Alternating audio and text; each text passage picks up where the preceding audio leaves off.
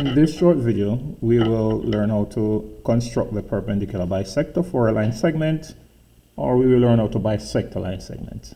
You will need your compass, right, and of course ruler, compass and ruler, and there's a pencil in the compass, of course. And you can use your protractor just to see whether we have a perpendicular bisector or not. Okay, we'll see how that works at the end. So to get the perpendicular bisector of a line segment, of course, we will need a line segment. So let us use our ruler to draw a line that is about 6 centimeters long. So we're going to start at 0 and end at 6. This is 6 right here. This is 0. So draw your line from 0 to 6 using the ruler and your pencil. Okay. Let's call this line segment AB. So label this end A and label the other end B. What will you need next? You will need your compass. Now, the first thing you should do, open your compass, ensure that it is over the halfway mark of the line. This is not as yet.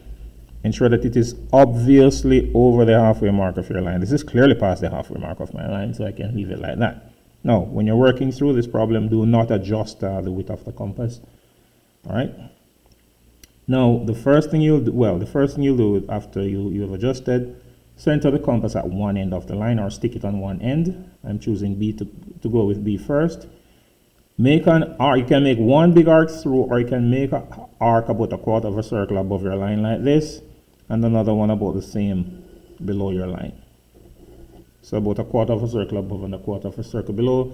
Some people just swing one arc straight through like that, okay? Next thing, again, remember, do not adjust the compass. Center it at the other end of your line now, which is point A. So you stick it at point A, and you're going to swing an arc, 2 arcs, one arc to intersect the arc at the bottom and one to intersect the arc at the top. Once again, some people just swing one big arc through like that. It doesn't matter as long as you have those 2 intersections. Now there we have the 2 intersections. What do we do now? We use our ruler and pencil to draw a line to connect those 2 intersections, and that, guys, is going to be the bisector of this initial line that we drew, right? So we use the ruler to ensure, guys, that your pencil is going to go through the intersections, not beside them, but right through them. So be careful when you're lining up for this line. So there, guys, this is the perpendicular bisector of this line, or you can say it's the bisector of this line. Remember that our original line was 6. So there we have on one side that's 3, because again remember that the bisector divides the line into 2 halves, right? And on the other line it's 3 as well. 3 and 3 is 6.